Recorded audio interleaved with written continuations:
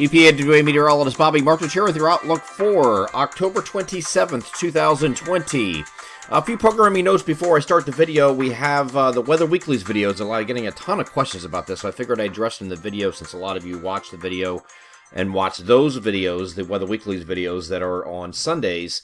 They will be resuming on Sunday, November 8th. That is going to be their premiere for this winter season. Every Sunday, about 10 o'clock, in the 10 o'clock hour, I upload it every Sunday morning. We take a look at the long range and any kind of any winter stuff that's on the horizon that we will go in a little bit more detail with, and that's going to be a public video. It's about 15 to 20 minutes every Sunday morning in the 10 o'clock hour. We release that. That'll be starting on November 8th. So also we have the My Pocket Meteorologist text alerts and premium forum, the promotion going for just the winter months that just started. Actually, it started a little over a week ago, but we introduced that to the public yesterday. And you can see that on our Facebook page. We have our pin post at the top of the page has the instructions of how to sign up for those text alerts and the premium forum for the upcoming winter. If you're watching this video on the website, right next to the video on the website homepage, EPAWaweather.com, on the right-hand side of the video is a link to the winter alerts page where you can sign up for those and get ready for the winter. And winter might be starting early this year, and I'm not just saying that because we have a potential for some places this week, which I'll get into in a second, but I think going forward, I think we're going to starting winter, in the month of December, I think is going to be a little bit active here with winter events and maybe some coming in at the during the course of November as well. But we have a system to deal with here that is now the remnants of, will be at the time, the remnants of what is now Hurricane Zeta, and that is entering the Gulf of Mexico today after making landfall of the Yucatan Peninsula overnight. Today we will have I'll call it partly to mostly cloudy skies, and there is a stray shower chance coming in with a weak shortwave coming through. We had a frontal boundary move through overnight last night, and so we're going to remain generally in the kind of mid to upper 50s today for highs.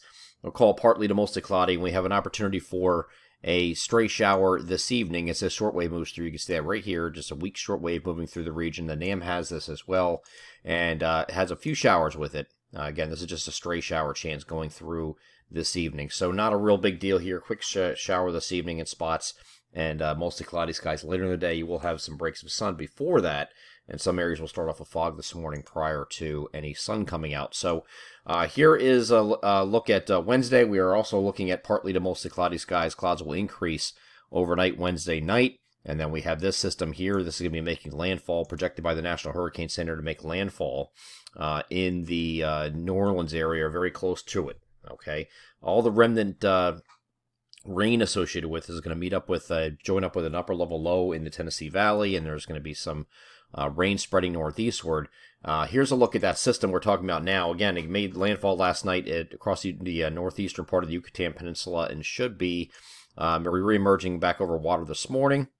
And then it will continue in a very similar path to what we saw with Delta, except it looks like it's going to be a little bit further east and affecting the New Orleans area, or greater New Orleans area, here at the mouth of the Mississippi. So it's going to be very another hurricane making landfall in this area, which is crazy with the amount of tropical activity that had down there this year in Louisiana in particular. In our area, we're dealing with the heavy rain. There could be some remnant rain. There could be some heavy rain embedded with this. At least 1 to 2 inches, I think, that would be a low-balled safe bet. There are some models indicating some 2 to 3 inch amounts out of this, so we're going to narrow down the rain amounts as we get closer here. The first wave is going to move out ahead, and we have a trailing wave here. I will tell you what, I say this, I don't like saying this too often, but this system here, if this were January, we'd have one heck of a snowstorm here.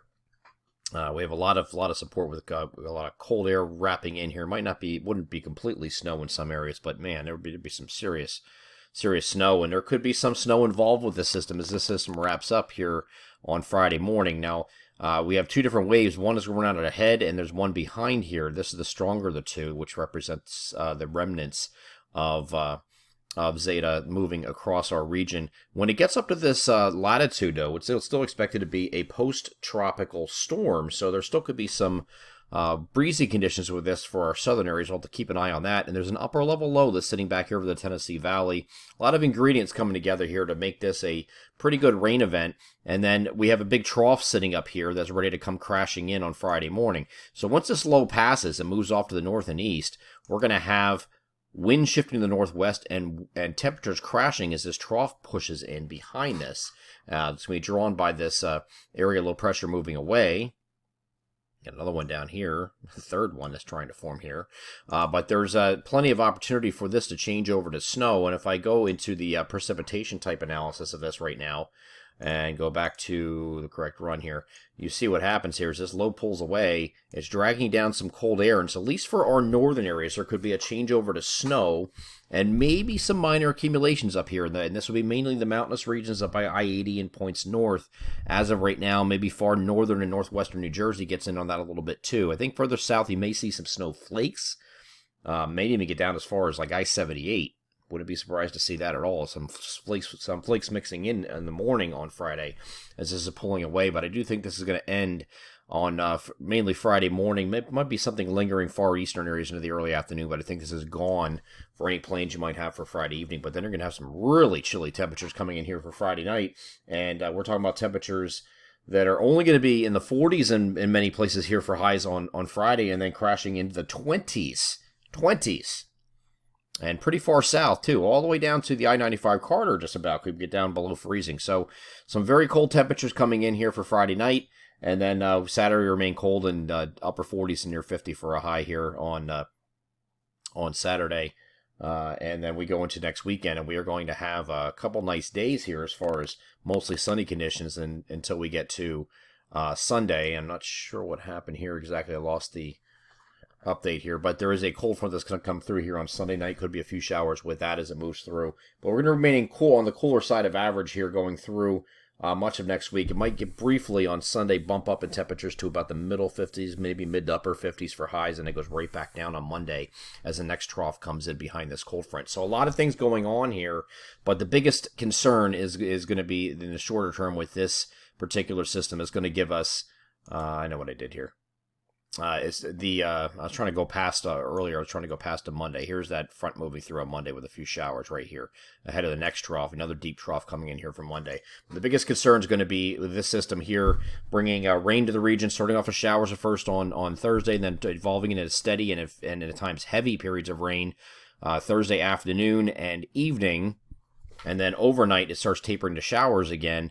But then we start wrapping in some cold air behind the system as this low pressure exits. And so Friday morning, at least for our northern areas, we could see a change over to snow and maybe a coating to 1 inch or 2 inches of snow, something like that in some of these higher elevations of Northeast PA. We'll narrow that down when we get a little bit closer to this event, but it's becoming more likely to see at least some snow up in the far northern tier.